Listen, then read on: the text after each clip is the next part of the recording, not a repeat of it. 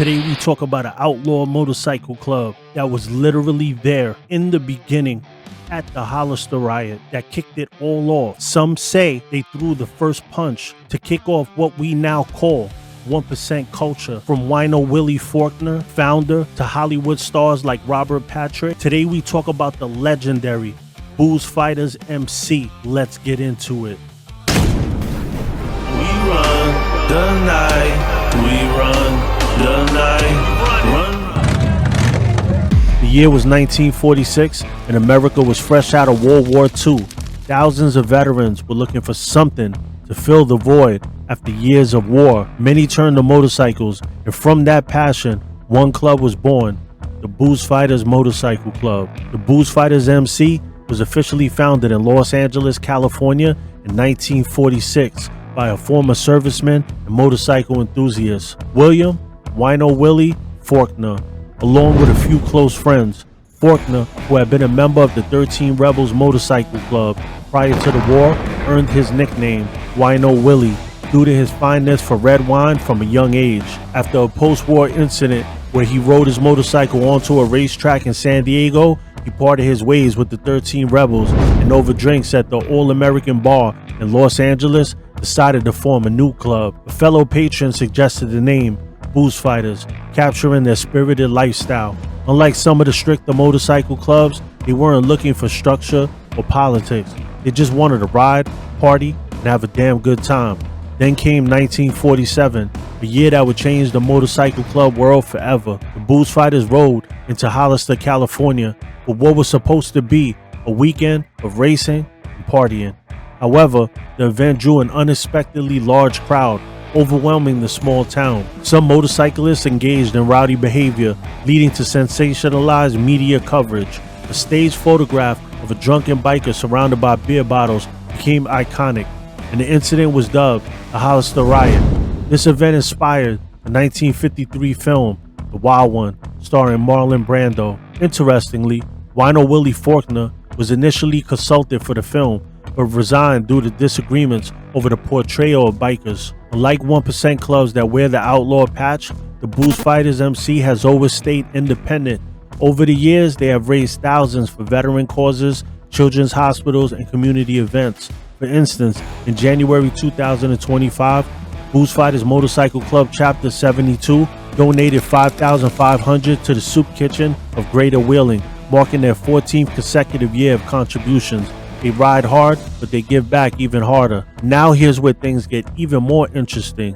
Did you know Robert Patrick, yes, the guy who played the terrifying T-1000 in Terminator 2, is a proud member of the Boozefighters MC? Not only that, but he also starred in the legendary biker show Sons of Anarchy as Les Packer, the president of the San Bernardino chapter of the Sons of Anarchy Motorcycle Club.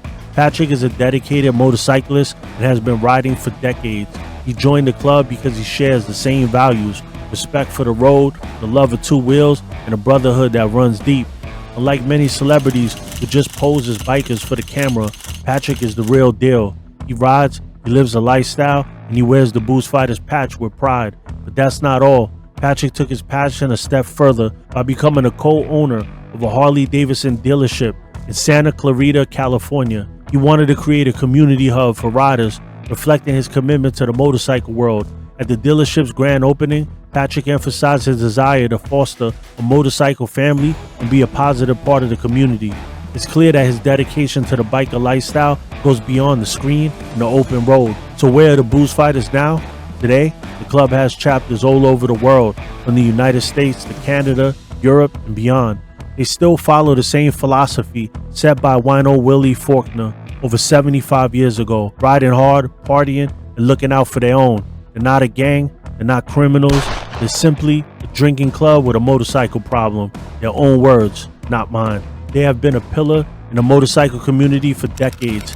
Even Hollywood's toughest bad guy is proud to be part of this legendary club. So what do you think about the Boozefighters MC? Real quick, if you enjoy MC culture content, smash the like and the subscribe button. Give me a pound wherever you're from. And get your Boozefighters mask, shades, Demons Row snapbacks in all colors, tank tops, crew necks, track races. We got it all, and you can get it on www www.demonsroad.com. Let's get back into it.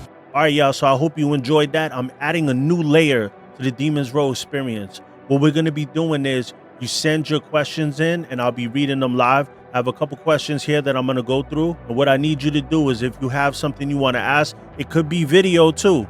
To get on the platform, send your video in to sostheghost@gmail.com. Send your video in, say who you are, where you're from, and ask your question. And I will be giving it airtime on the show. It's my way of showing love back to the people that put me in this position, and that is you. So the first question is from Lard923. How do 1% clubs view 501c3 organizations that ride and wear colors like Baka? So I'm going to tell you from a 1% perspective, and then I'll tell you from a regular motorcycle club member perspective.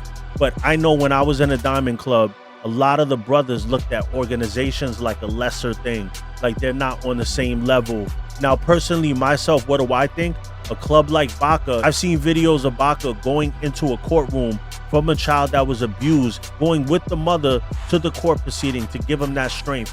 I've seen kids getting picked on from school and they go and ride deep over there and just make their presence felt. So stuff like that, I personally like. This one is from Ricky Thompson, 1823.